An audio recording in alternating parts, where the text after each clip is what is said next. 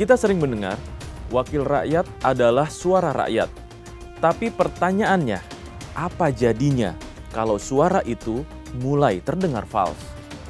Belakangan publik diingatkan lagi soal pentingnya etika dalam politik setelah Mahkamah Kehormatan Dewan atau MKD menggelar sidang yang memutuskan nasib 5 anggota DPR. Ahmad Syaroni dihukum nonaktif 6 bulan, Eko Patrio 4 bulan, dan Nafa Urbah 3 bulan. 2 anggota lainnya, Adis Kardir dan Uya Kuya, diputuskan tidak melanggar etik. Keputusan ini jelas menuai pro dan kontra. Tetapi ini momentum untuk berbenah diri. Saya Andri Susanto dan ini Point of View Sindo News.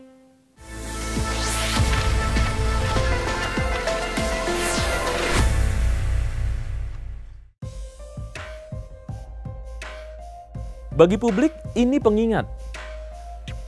Menjadi anggota DPR itu bukan sekedar jabatan, tapi amanah yang berat. Ada mulut yang harus dijaga, dan ada perasaan yang harus dihormati. Sangat tidak etis saat rakyat sedang tertekan secara ekonomi, wakilnya malah pamer kekayaan dan joget di depan kamera.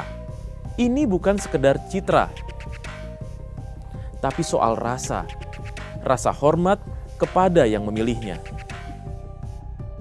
Padahal DPR memiliki 3 fungsi dasar: legislasi, pengawasan, dan penganggaran.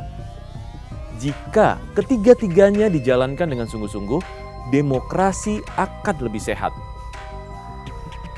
Tapi saat etika runtuh, semua fungsi itu kehilangan makna.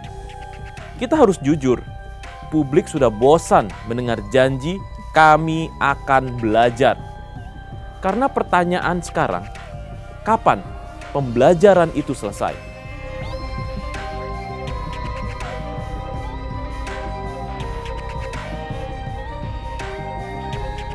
Kerusuhan akhir Agustus 2025 adalah alarm keras. Rakyat terluka. Bukan karena benci, tapi karena kecewa.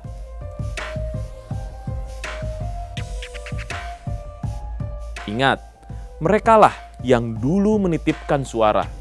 Suara itu dipercayakan agar dibela, bukan ditinggalkan. Pada saat dilantik, setiap anggota DPR berikrar untuk mengabdi kepada rakyat dan menjunjung tinggi etika publik. Janji itu bukan ritual, itu kontrak moral.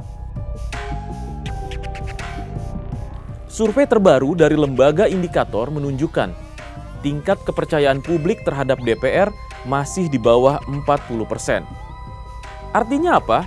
Mayoritas rakyat masih ragu. Apa benar DPR bekerja untuk mereka atau ada hal lain di balik itu? Untuk itu ada 2 hal yang harus dimiliki setiap wakil rakyat. Yang pertama, kesadaran diskursif. Dan yang kedua, kesadaran praktis. Yang pertama, berbicara atas dasar nurani rakyat.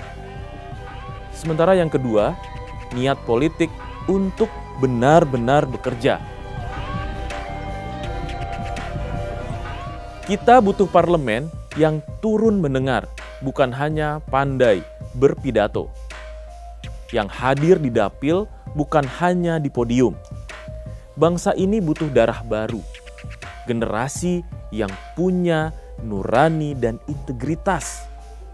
Politik tak harus sinikal, politik bisa mulia, asal yang menjalankannya jujur dan terbuka. Setiap kursi di gedung itu adalah titipan doa. Jangan sampai kekuasaan membuat mereka lupa siapa yang didoakan untuk mereka sampai ke sana. Kasus etika ini harus menjadi momentum untuk berbenah, bukan sekedar episode yang nantinya akan dilupakan. Kita semua berhak mengawasi, tapi juga wajib mengingatkan. Sindo News berpendapat ada 5 poin yang harus dilakukan. dan harus kita benahi bersama. Yang pertama, perkuat sistem etik DPR. MKD perlu lebih transparan dan membuka akses publik terhadap setiap proses penegakan etik.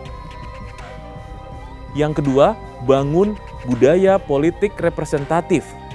Anggota DPR wajib rutin menyerap aspirasi daerah, bukan hanya pada saat kampanye, tapi saat duduk di kursi dewan. Yang ketiga, terapkan pendidikan politik beretika. Partai politik harus menyiapkan kader yang paham etika publik sebelum masuk parlemen. Selanjutnya, optimalkan keterbukaan digital. Gunakan teknologi untuk menilai kinerja DPR secara real-time melalui laporan dan keterlibatan publik. Dan yang terakhir, ini yang paling penting, dorong regenerasi politik. Beri ruang bagi generasi muda berintegritas untuk masuk parlemen agar budaya politik berubah dari dalam. Kita ingin politik yang beradab, bukan hanya berkuasa. Karena pada akhirnya, integritas dan etika lah yang menentukan martabat suatu bangsa.